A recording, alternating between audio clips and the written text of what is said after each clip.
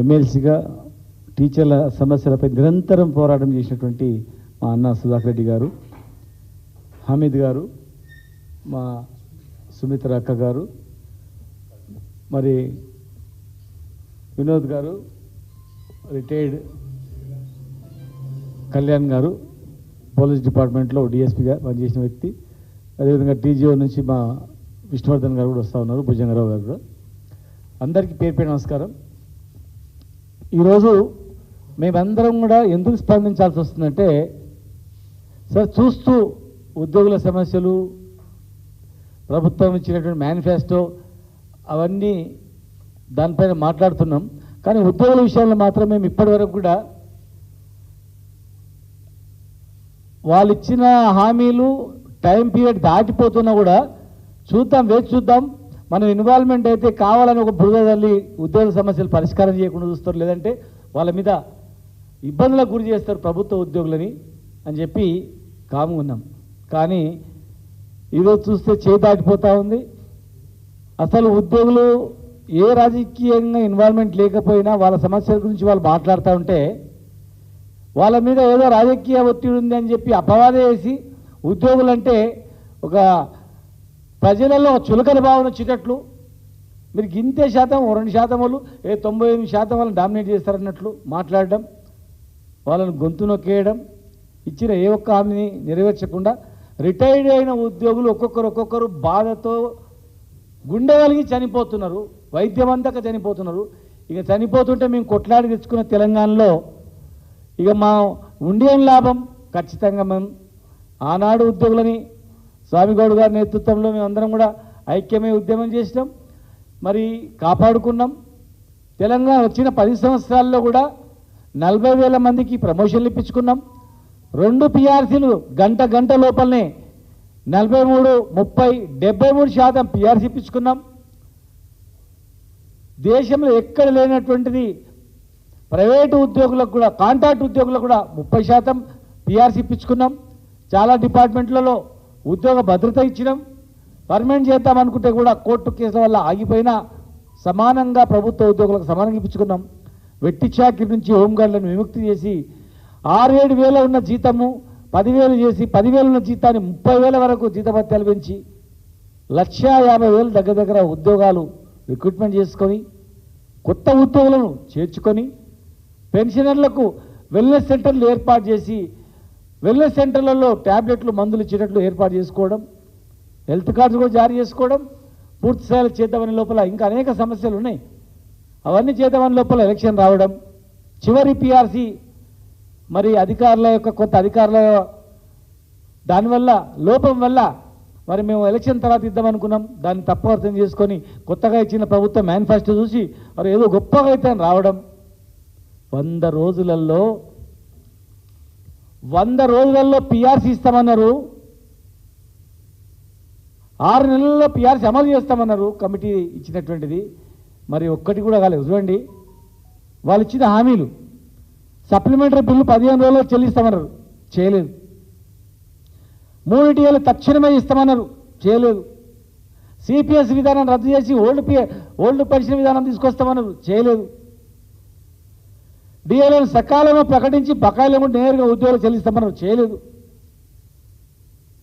Panchayat సెక్రటరీల service తక్షణమే క్రమబద్ధీకరించి జీతాలు వేస్తామన్నారు. 317 సమీక్షించి పూర్తి స్థాయిలో చేస్తామన్నారు. ట్రాన్స్ఫర్ జాబ్ క్యాలెండర్ని ఏర్పాటు చేస్తామన్నారు.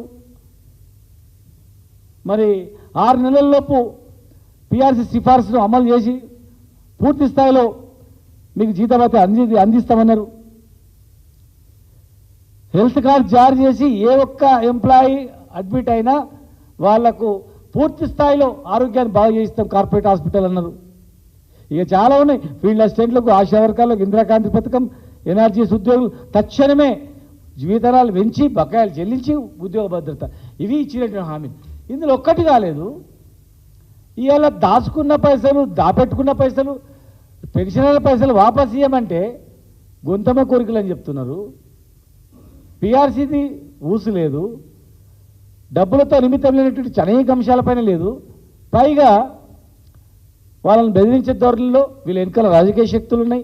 ఏదో శక్తులు ఇట్లా ఆడిస్తున్నాయంటే దీనిలో ఏమన్నా కొత్తవి ఉన్నాయా? మీరు చెప్పని అడుగుతున్నారా? దయచేసి ఉద్యోగ మిత్రులారా, రిటైర్డ్ పెన్షన్ ఉద్యోగులారా, మీరు ఎవరు లేరని అనుకోకండి. మీ వెనుక మేము ఉన్నాం.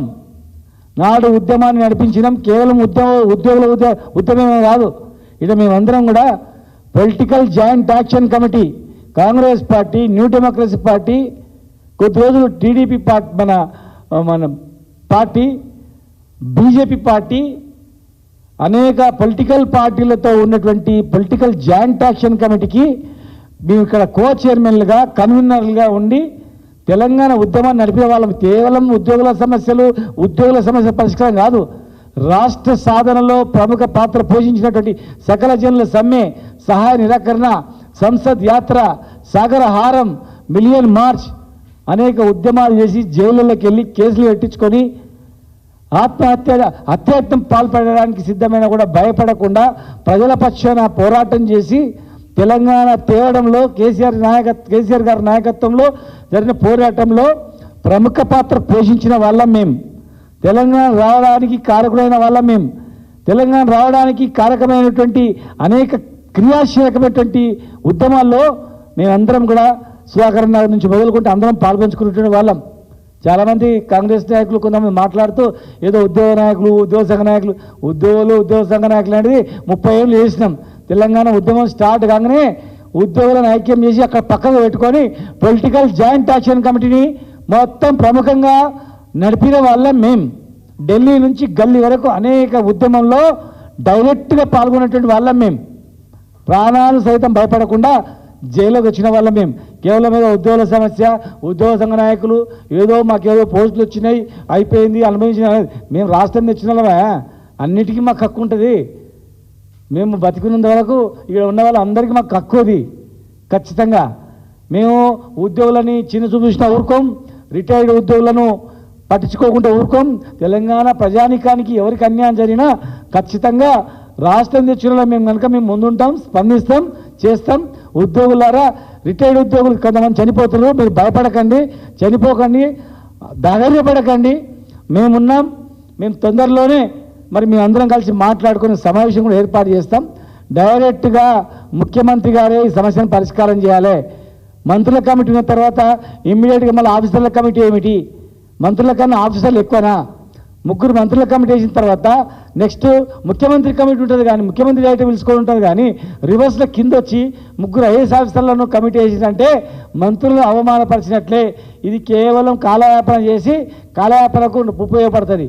సరే, ఎవరైతే వారం రోజులు టైం ఇచ్చారు కదా, నమ్మకం ఉన్నోళ్ళు పోండి, మరి వారం రోజుల్లో పరిష్కారం చేయండి. వారం రోజులలో పరిష్కారం చేయకుండా మంత్రుల కమిటీ ఇచ్చిపెట్టుకొని మరి ఆఫీసర్ల కమిటీ దగ్గర పోయి పరిష్కారం చేయకపోతే మరి ఎవరు బాధ్యత తీసుకుంటారో ప్రజలకు ఉద్యోగులకు చెప్పాల్సిన అవసరం ఉంది. ఖచ్చితంగా ముఖ్యమంత్రి గారు కల్పించుకోవాలి. వాళ్ళని బెదిరించినా, వాళ్ళని ఏమైనా చేసినా ఖచ్చితంగా మంచి పద్ధతి కాదు. ప్రభుత్వ ఉద్యోగులు మేము ఎప్పుడు కోరుకోం సమ్మె చేయాలి, వాళ్ళకి నష్టం జరగాలని. ప్రభుత్వం మంచిగా నడవాలి, సంక్షేమ పథకాలు మంచిగా నడవాలి, ప్రభుత్వం సాఫీగా అవ్వాలి, మా ఉద్యోగుల సమస్య కూడా సాఫీగా జరగాలి.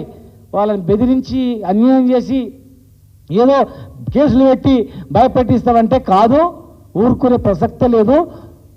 తెలంగాణ ఉద్యోగాలకు లేదా ప్రాణాలకు భయపెట్టాలి కాదని సంగతి గుర్తుపెట్టుకోవాల్సిన అవసరం ఉందని చెప్పి తెలియజేస్తూ మరి పెద్దలు